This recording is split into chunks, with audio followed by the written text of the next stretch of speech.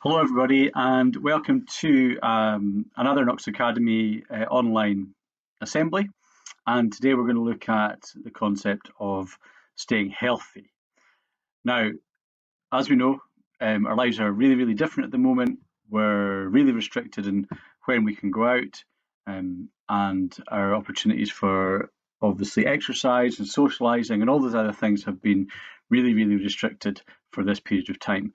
This assembly isn't going to be about the coronavirus and COVID-19 and all the different safety advice and health advice you get there, because there's lots and lots of that out there, and we all hopefully know what it is we're supposed to do and how serious it is that we take our responsibilities seriously, with regards to things like having minimal contact with people, washing our hands regularly, and the like. This is going to be more about general advice to staying healthy in what are unusual circumstances. And the kind of keys for staying healthy, we think, in this kind of situation is looking after your diet, thinking about how you can exercise, focusing on getting good sleep, thinking about the relationships we have with other people, and sticking to routines. And we're going to talk about each of those in turn just now. So we're going to start with diet. Because it's really, really easy when we're out of our routines for our diets to go haywire as well. We're far more likely to snack. We're not going to stick to meal times quite as strictly. We might not have access to the foods that we would normally choose to eat. So we are all going to have to think about this. But the key advice that we're given about diet applies now as it does normally, which is try and eat at regular times. So breakfast, lunch and dinner, have those at roughly the same time every day. If you can have them with other people, great, do that, because it also is a good time to sit down and socialise and chat and maybe share how you're feeling, worries and so on. But eating at regular times is really, really important, and that ties into the keeping to routines. Trying to eat a balanced diet is important. When we're bored or looking for something to do, it's very easy just to go to the snacks, the sugary, the salty snacks. But try and, especially at this time, to make sure that we're eating a good balance of all the different important nutrients. At the end of the presentation, there's some links to some resources to give you some advice on that. We all know about the 5 a day, but 5 a day is a minimum. We should be trying to eat a lot more than that, and veg is even better than fruit. So if you're going to prioritise your fruit and veg for 5 a day, really focus on the veg element of it, especially those green leafy ones, which are particularly good for us. We need to drink plenty of water. It's a very easy thing to forget about, and it is easy to replace that water with other drinks, fizzy drinks, energy drinks and so on, but they don't have anywhere near the same kind of benefit as just good old-fashioned water does. So try and drink plenty of that, and try and reduce as much as possible those fizzy and energy drinks. People will find it funny that I'm talking about grazing on snacks, because I am the absolute world's worst for this. Spend all day grazing on snacks if I get the chance, but I'm trying really hard not to. And again, that comes into the kind of trying to stick to regular meal times and not just eating when we're bored or looking for something to do. So have a real good think about your diet and what you can do to look after it. Exercise. We know how important exercise is for both our physical and our mental health, and we're trying to encourage as many young people in the Knox Academy community to do that as possible anyway. It's harder at the moment.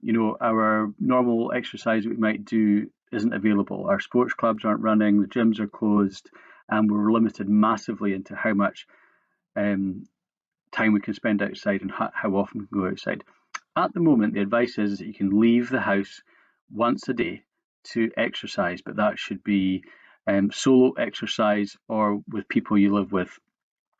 So you need to think about how it is you're going to get that exercise in. Prioritize it, 30 minutes per day minimum. So really put it into your routine, something you're definitely going to try and do. It can be hard to motivate yourself, but you'll feel the benefit of it as soon as you've done it. You will feel better. It'll be good for your mood. It'll help you feel more motivated, not give you energy. But we're going to have to be imaginative, because we are going to be doing a lot of this at home. Obviously, you've got to be safe. when you're exercising, so don't do anything silly. But use your imagination. Lots and lots of home exercises you can do. And again, at the end of the presentation, I've included some links to some websites where you can get lots and lots of home workouts. And again, stay hydrated. So if you're exercising, make sure you're drinking plenty of water, and you'll feel great. Sleep.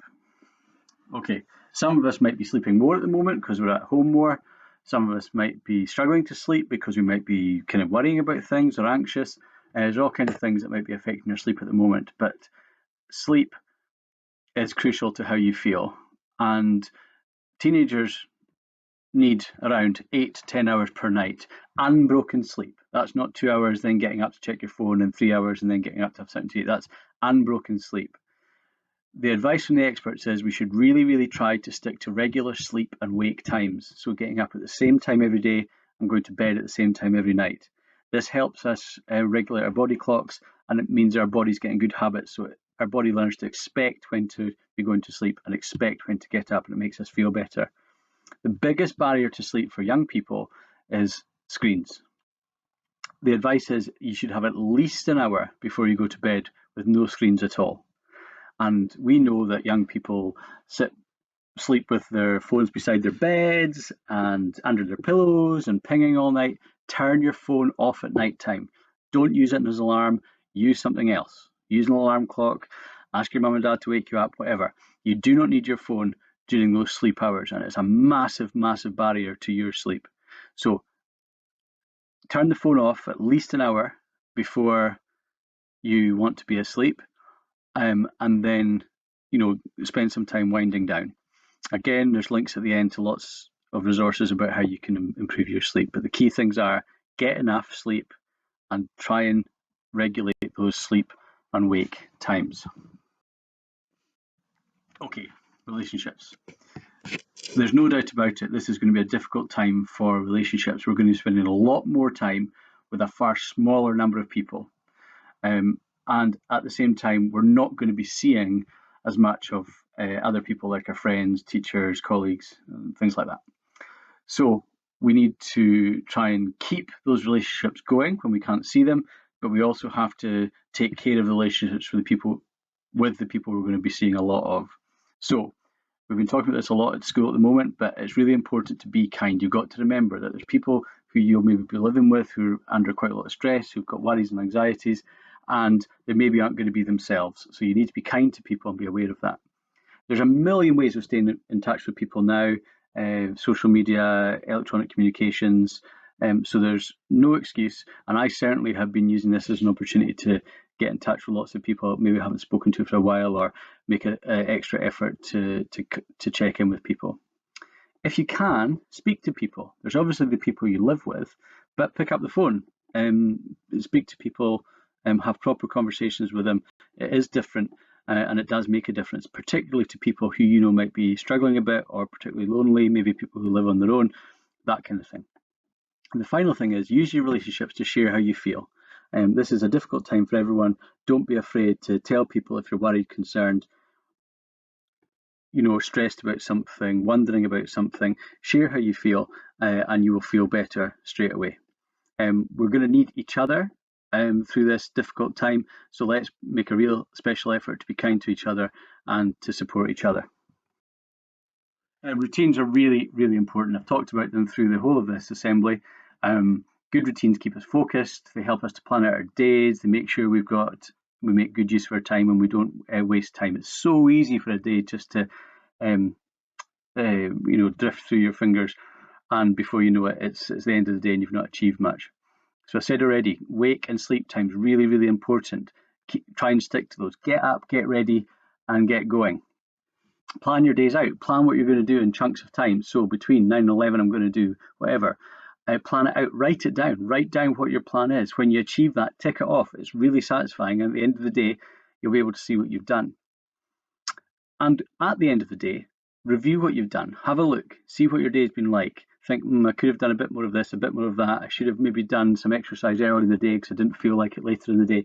Review your days, consider how you might improve them, and make a plan for the next day and stick to it. Routines are absolutely crucial for how we feel, what we achieve, how focused we are. And it's so easy when the world is feeling very, very different and things aren't the way they normally are for routines to go out the window. So make a special effort to keep your routines really tight and to make sure that you're using them to get the best out of your days. Okay, so very quickly, if anyone's stuck with this till the end, here are some resources that you can access for the various things we've talked about.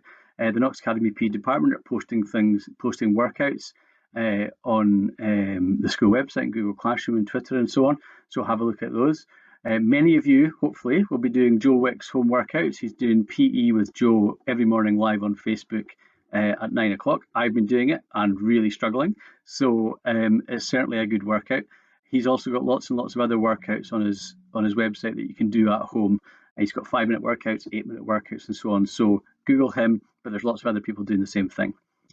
The Food Standard Agency for Scotland has got really, really good guides on nutrition. If you Google that, about what you should be trying to eat, what you should be trying to avoid.